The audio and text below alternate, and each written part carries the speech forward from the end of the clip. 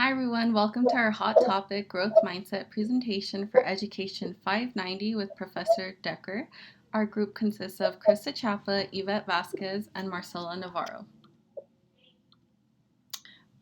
Here is an introduction for our growth mindset presentation. One topic we will be covering is what is happening in education right now. So there's a lot happening due to the COVID-19 pandemic, which still remains a threat to our country. Schools have unexpectedly transitioned to distance learning. Based on information given on EdSource, many schools have sent out surveys to take note of how people feel about reopening or not reopening schools. Many districts have already put out a schedule, and many are compromising with a hybrid schedule. Many teachers, staff, and parents feel frustrated because they consider in person learning to be dangerous, and there is a threat from the president to cut funding if schools do not fully reopen. Due to COVID-19, distance learning has put into place at many school districts around the world. Distance learning is a method of study in which students work online from home while the teacher assigns work through platforms such as Blackboard, School Loop, and Canvas. There are various technologies that are being used to facilitate students and teacher communication, such as Google Classroom and Zoom. In this presentation, we're also going to delve into what growth mindset is, how it can be used in regards to distance learning and the COVID-19 pandemic, and how teachers can model growth mindset in the classroom. So first, we're going to discuss what is growth mindset. As an interactive activity, please take a moment to scan this link with your phone camera to engage in an interactive Padlet discussion, hypothesizing what you believe growth mindset is. Make sure you read what others have posted.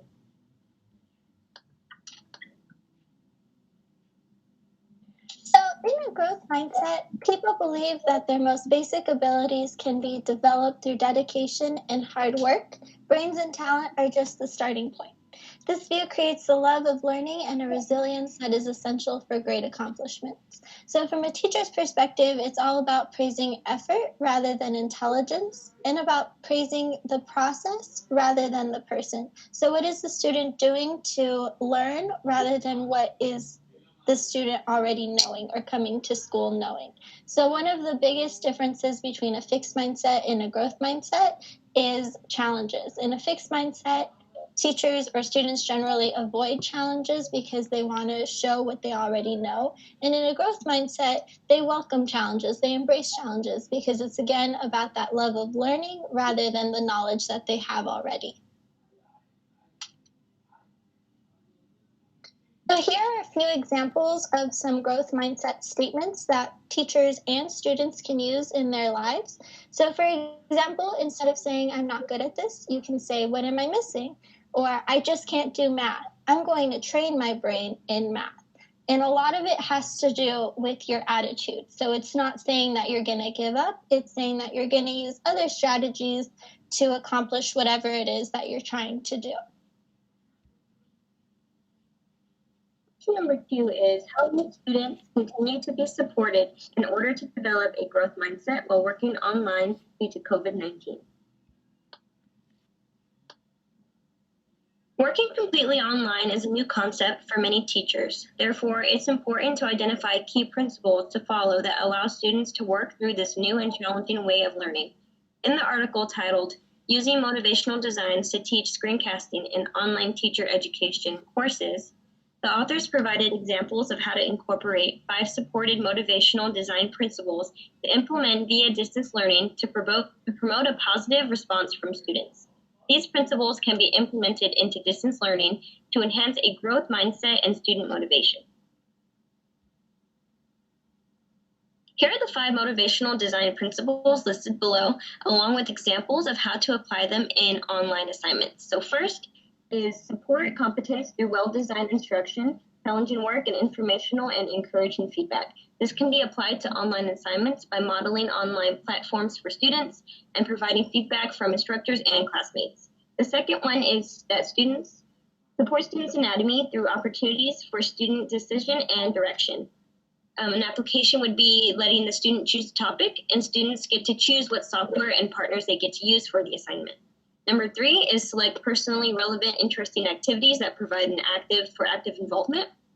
An application to online assignments would be that students are active and creative. It allows for self-expression, and students pursue personally relevant topics. Number 4 is emphasize learning and understanding and de-emphasize competition and social comparison. An application to online assignments would be to create low-stake assignments and encourage growth and learning. Lastly is that to support feelings and relatedness and belonging among students and with teachers. So hold online discussions weekly and allow students to work in pairs or groups. Question number 3. How can family members support students from home so that students can continue to develop a growth mindset during COVID-19 pandemic? According to the American Institute of Research, there are several ways that families can support their children from home during the pandemic. It is important that parents have an understanding of stress and anxiety so that they can provide emotional support when needed. It is essential to create a space that is emotionally safe and supportive.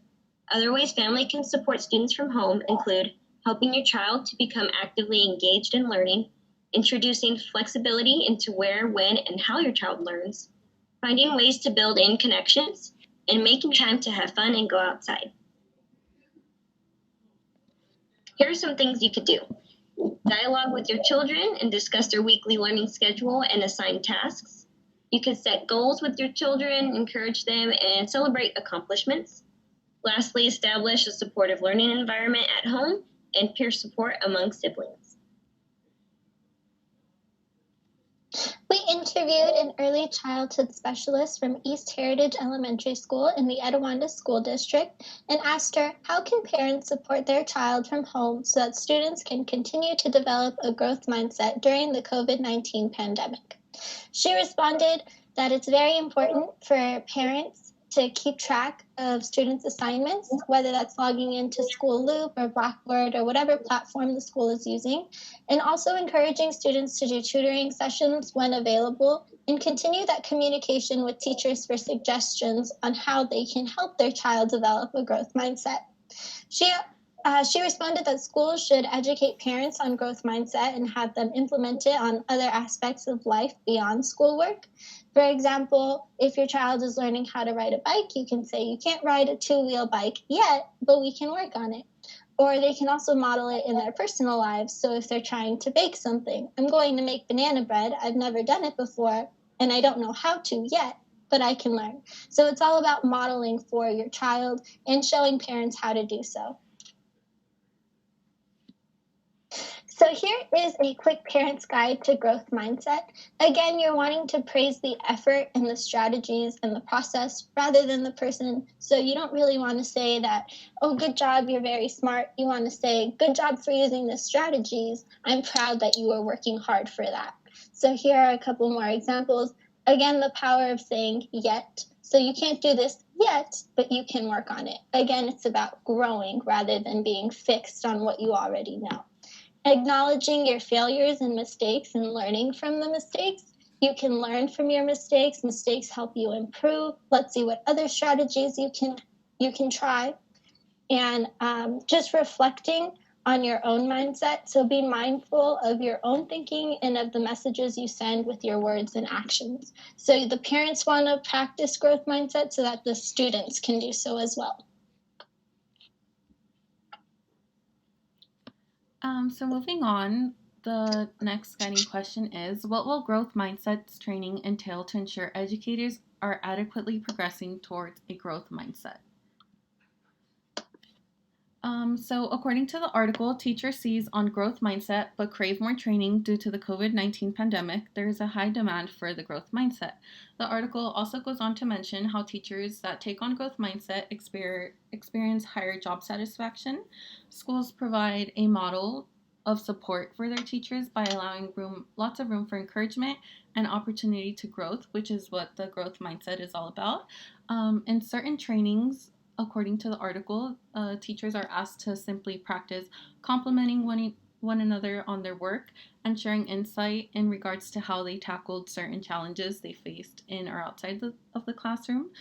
Weekly surveys as a form of check-ins to organize and make modifications as needed.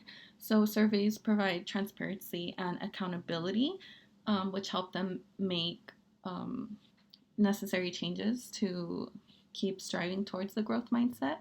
Recommendations on how to provide not only students with growth mindset but parents as well is a very hot topic that was mentioned in the article. And teacher to teacher collaboration by exchanging strategies on their personal implementation of growth mindset, because again, not every teacher implements it in the same way. So it's nice when they collaborate and exchange ideas and strategies that way. Teachers constantly learn about how to implement and model growth mindset through reading books, reading articles, and just having active discussions with one another.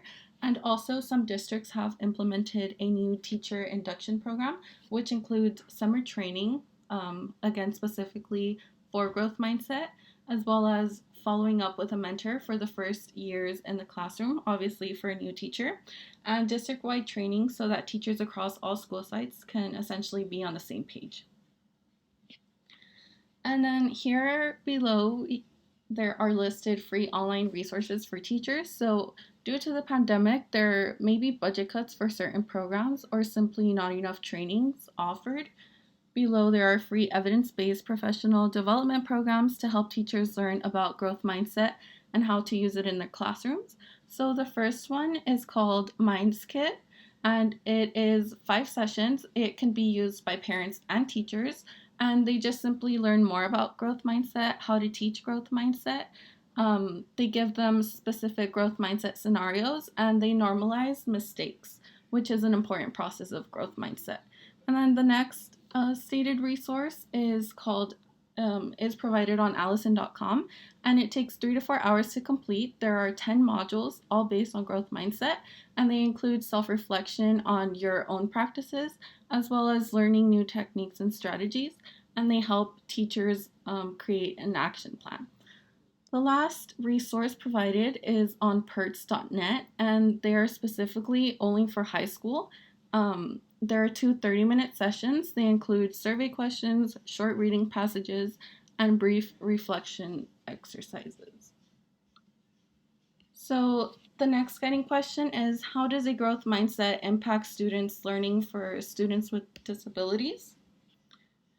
And according to the article titled, The Effect of a Growth Mindset on Student Achievement Among Students with a Disability, one ways in which schools can close the existing achievement gap among students with disabilities is by promoting a growth mindset and addressing the psychological barriers. So by promoting a growth mindset, it encourages students to set goals for themselves. It could be academically and personally, to show perseverance when faced with challenging tasks, to value effort, and these attributes can be applied to distance learning as well. So fostering a growth mindset starts with the teacher and is projected and taught to students. So it is important for the teacher to set their biases aside and wholeheartedly believe that their students are capable of achieving that growth mindset. There is an existent parallel between self-efficacy and a growth mindset. Growth mindset positively impacts academic achievement, and districts should seek to provide additional professional development opportunities for teachers for the use of psychological interventions to promote a growth mindset. And students need daily check-ins to make sure that they have the tools and support needed and that their student plan is met. And it can be tricky right now due to the distance learning, but it is a very important aspect for them to have those daily check-ins. Our last question is, how will teachers model a growth mindset in order to help students adapt to distance learning?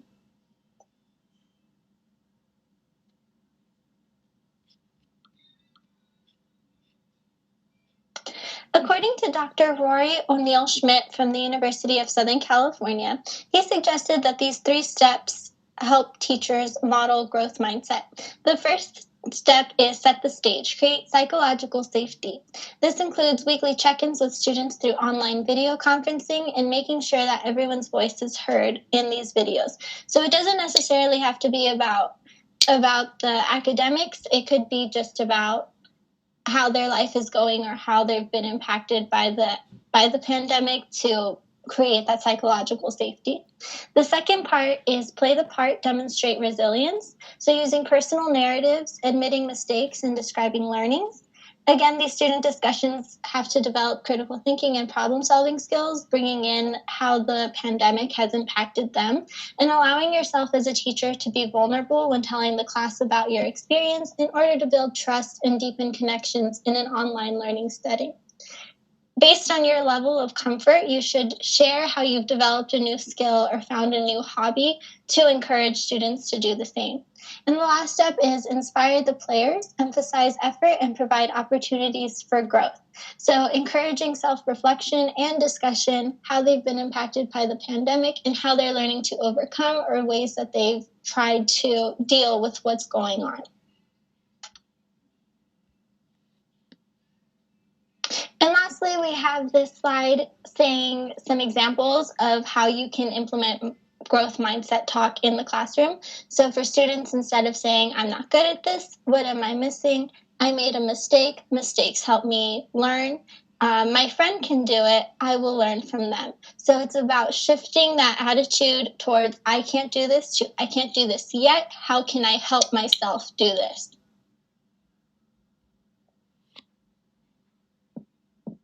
And then here's our reference list with all of the following references that we used for our presentation. Again, we hope you guys enjoyed our hot topic growth mindset presentation. Thank you.